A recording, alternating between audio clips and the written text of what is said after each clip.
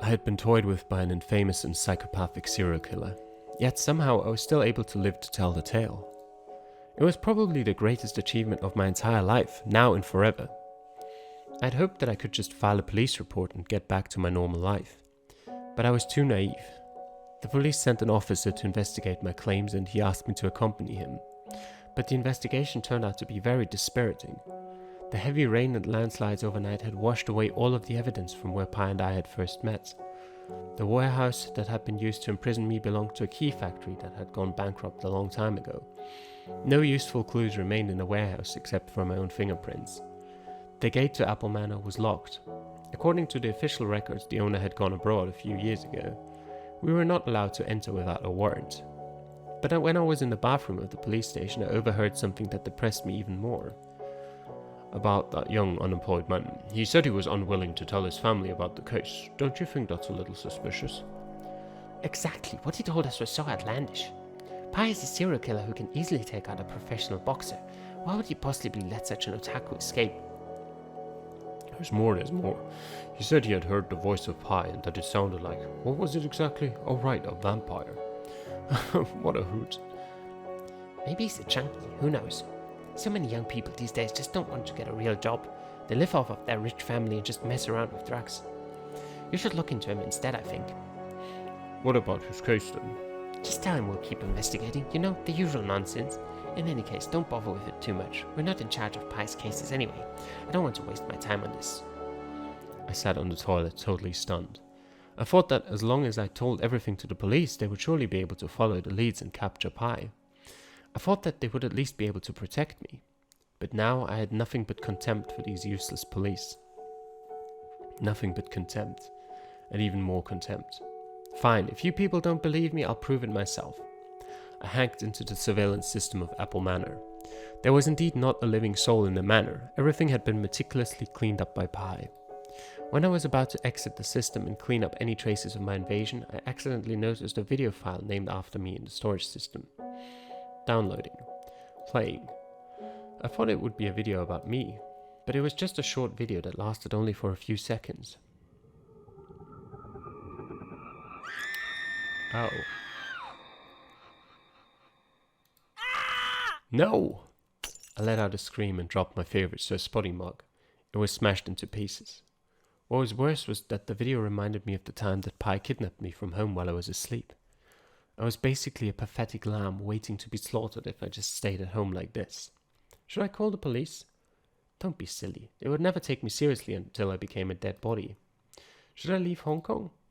But then it would be like the time when I left Beijing all over again. Perhaps I had to admit to myself that I was a complete and utter loser. In my senior year, I'd had a huge crush on a lovely girl.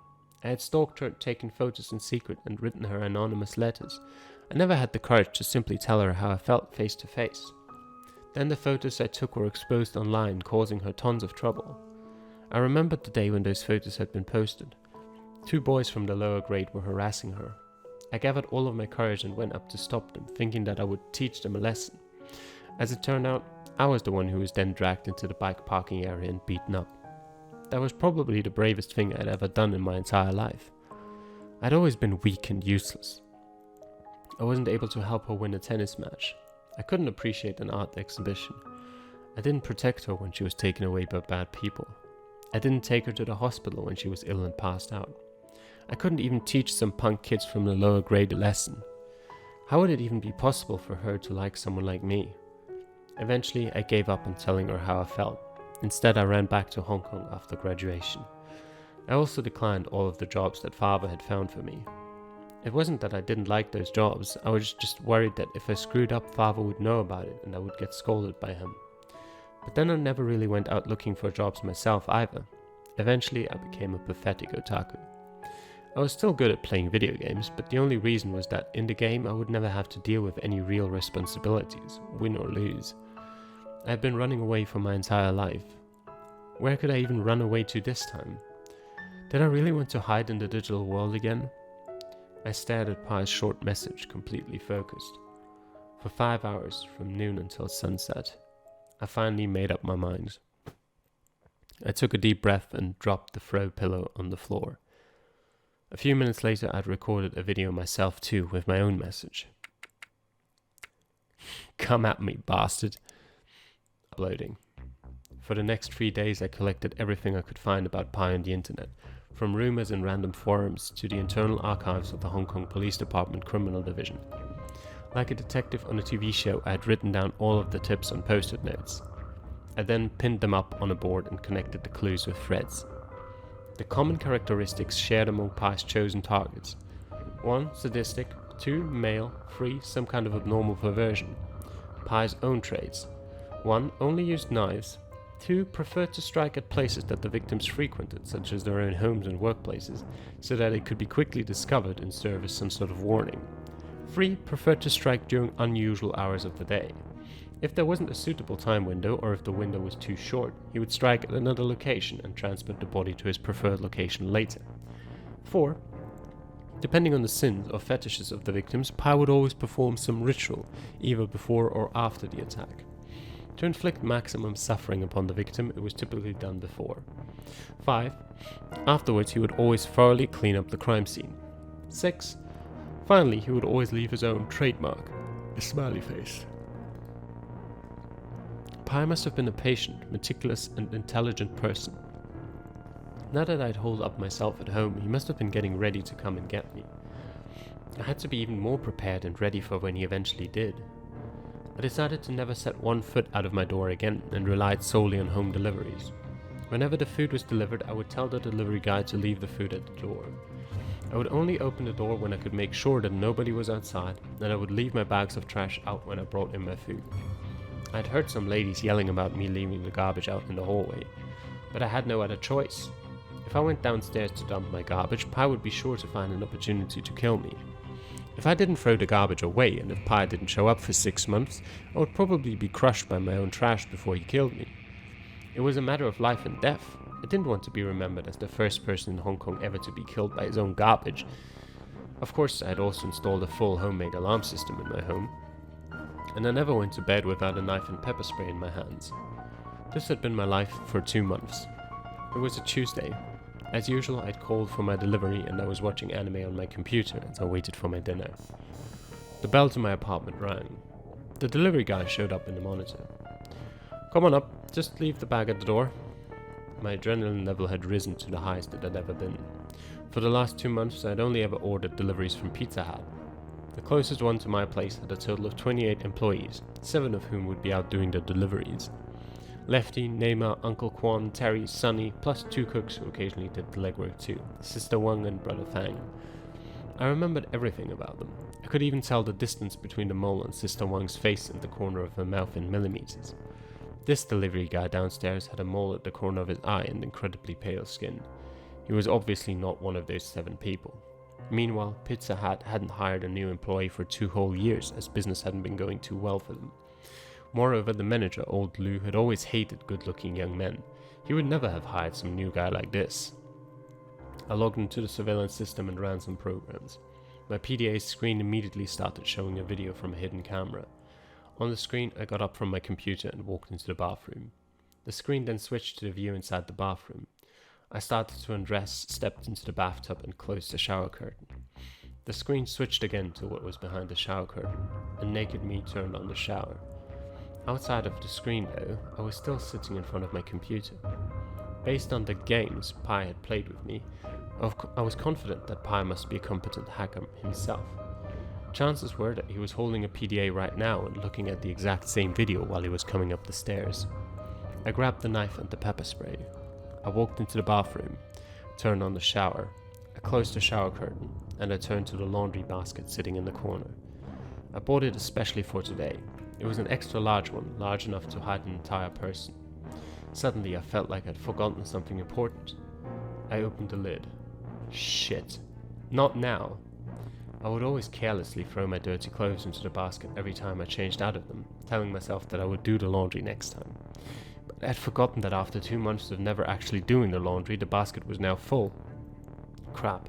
If I pulled out the dirty clothes and dumped them on the floor, Pi would be sure to notice that something was suspicious. Well, Rocky used to always mock me about this, now I was paying for it. Time kept ticking ahead. Right at this moment, Pi was probably already standing at my door and getting out his key to unlock the door. What should I do? Was there anything else in the bathroom that I could hide inside? The toilet? How on earth could I hide inside that? All of a sudden, the bathroom door was slowly pushed open. It was Pi standing at the doorway, carrying a pizza box, looking right at me.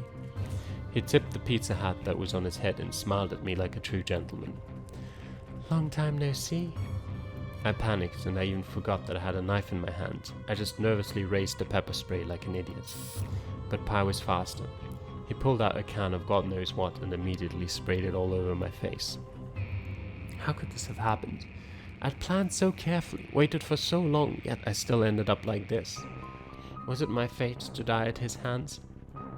When my consciousness had finally returned to this world, Pi was standing right in front of me. This time there was no costume, no mask, no voice modulator. You must have thought that I would just kill you in your home and finish it all, right? Well, to be honest, the games that we played together were really enjoyable, so it would be a shame to just kill you off like that. In return, I've made some special arrangements just for you this time. An even more spectacular arcade. He gestured behind him. It wasn't a very large room, but I could see all kinds of horrifying tools and devices everywhere. This time, the game would be played on nightmare level. Jimmy. Alright, Jimmy. Oh, never mind.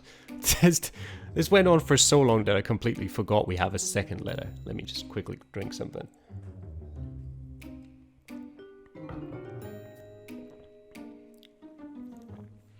For a homeless cat, fresh water is one of the biggest challenges we have to face. The puddles on the road are out of question. They're too dirty. The water in the fish tanks of the seafood store isn't bad, but if the owner catches me, he chases me off. Aside from those, there is another good option. The water inside something that humans call a toilet. The water there has a slow and steady flow, which always produces the best quality. Every homeless cat has their own favorite drinking spot. So did I. There was a big building not too far away from the street. Most humans going in and out of the building wore uniforms. Some of them would even salute one another. Speaking of which, why do humans poke themselves in the eyes with their fingers to show their respect? On the south side of the building, on the first floor, there was a small window that was always open. I often sneaked into the building through it. And there was a toilet behind that window. If I crawled under the door opposite the toilet, I could see even more toilets. These two-legged monkeys spent so much effort just so that it could take a dump. What a waste. Tonight I jumped through the window on the first floor as usual. It was very quiet in the bathroom. I could see the moon through the window, which filled the room with silver moonlight. I stood up on the rim of the toilet and drank.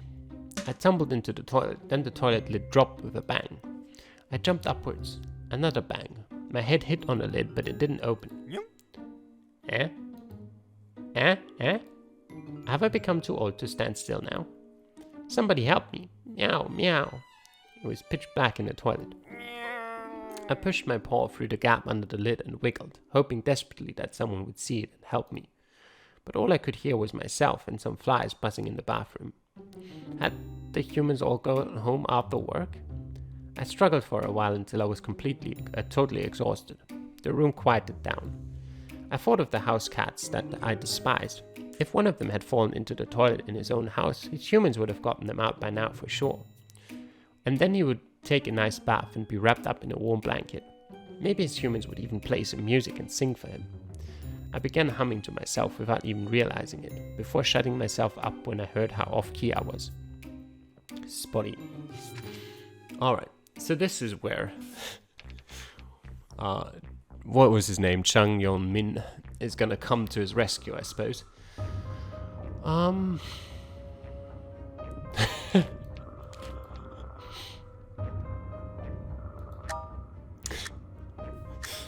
Alright, let's see Jimmy, tumbling into the toilet. I wasn't sure if it was me getting older or that I'd become easily scared. I was so startled that I leapt into the air when I heard someone come in. Apparently the person who was on his phone when he came in was also so startled by me that he dropped his phone. What the hell? Why is there a damn cat in here? He picked up his phone, grabbed me by the back of my neck. He threw me out the window that I'd come in from. I thought that I would land on some grass. What I didn't expect was a gigantic human-made metal machine had been parked outside the window. One of my front paws hit the machine so hard that it almost got broken. Damn it. If I were younger, I would have scored a perfect landing easily. I massaged my paw and was getting ready to leave. That was when I saw Blackie, whom I hadn't seen for a long time.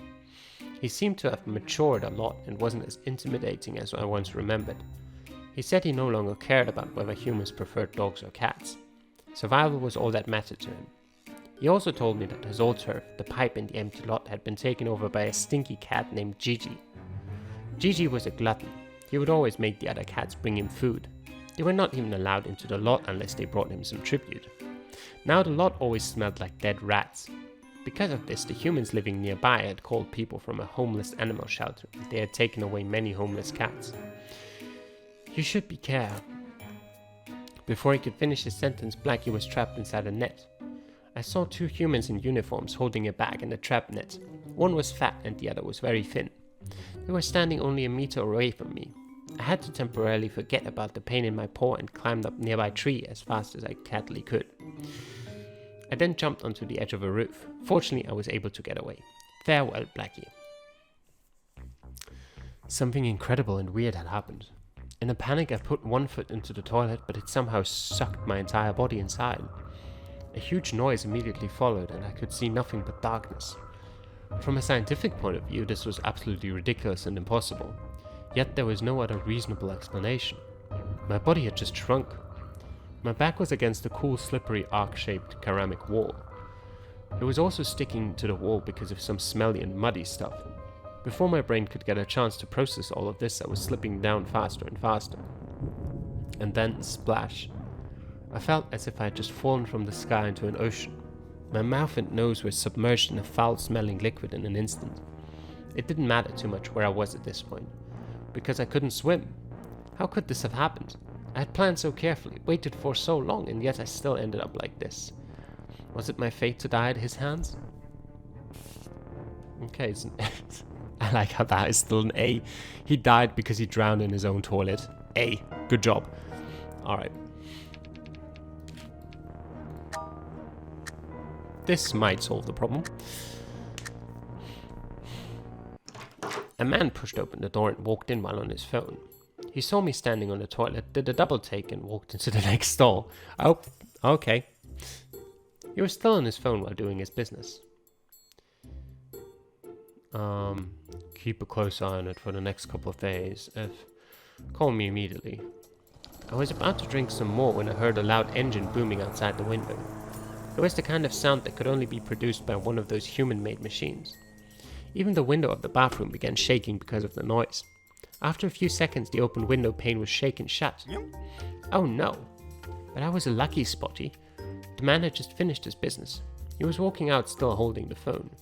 I shrewdly followed him and left the bathroom. Something incredible and weird happened. Yep. Sucked his entire body inside.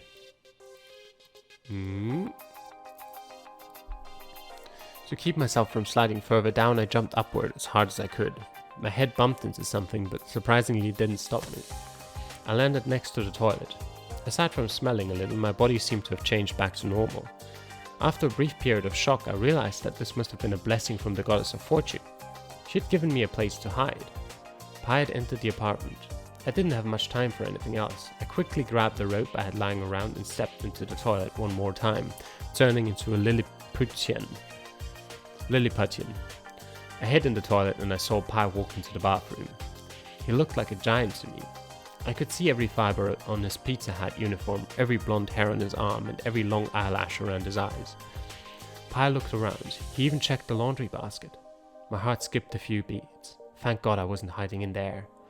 Finally, he grabbed the shower curtain with his hand, but he didn't immediately pull it open. It couldn't be. Did he see through my setup? However, the goddess awarded me another blessing. Pi sneezed.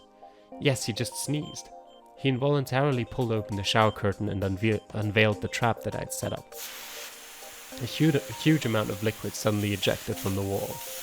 Pi was pushed back by the power of the eruption, and then he slipped and fell to the ground. He covered his face with his hands and started screaming in pain. It was not just regular pepper spray. It was my personal invention, filling a fire extinguisher with jalapeno water and pepper spray, and I had named it the super awesome anti-pie spray machine. Both the power and the stimulation were absolutely top notch. I jumped back out of the toilet, my body returned to normal once again. Then I picked up the lid of the water tank and smashed it onto his head as hard as I could. What a small world. The officers who came to my apartment were the same ones who had been suspicious of me. The one who had wanted to investigate me even gave me a meaningful look before they left. Of course they didn't say anything else except to politely thank me for my assistance. And I, of course, politely gave him the finger. After I sent the police away, the next day the news of Pi being captured was everywhere. They even published Pi's family background and history, although no one would know if they were true or not. Whatever the case, I couldn't care any less. Upon my firm insistence, the police agreed to not reveal the truth of how Pi had been captured. I did not want to be in the paper once again. The world was full of surprises, but life still went on. I did a thorough cleaning of my apartment. I even cleaned dust that had been piling up in my computer case for years. Looking at my nice and sparkling clean room, I felt like my mood was finally brightening up too. I stayed inside for a few more days. Then I went and visited my parents. I also visited lots of places around Hong Kong. Everywhere I went, I would go and check the bathroom there. I would try to jump in the toilet and then jump back out again. Of course, I only chose the ones that looked clean. Despite still not knowing how it happened that day, I had indeed gained a special power. Furthermore, I had a new hypothesis too. What if a toilet was not connected to the sewer? What if at the bottom of the toilet there was simply another opening? Would I be able to stay shrunk and still move around? Ever since I had this thought, I began to often get too excited to fall asleep at night. I would lie on the bed, stare at my collection of Marvel comic books on the shelf and start fantasizing. Now that I had this superpower, I had special responsibilities as well, right? Alright, sure Jimmy, sure. Porque siempre me pasa New esto. message from Carlos. Alright. And that's the end for Jimmy. The superpowered... Let's just call him Toilet Jimmy from now on. But yeah, despite how... I mean, I wouldn't say I disliked his story necessarily, but it wasn't particularly great at the beginning. I actually really enjoyed these last couple letters. Pretty much from when it started, where Pi was hunting for him. And yeah, those were some cool letters. But for now, that's where we'll end the recording. And thanks for watching. I'll see you guys next time. Bye.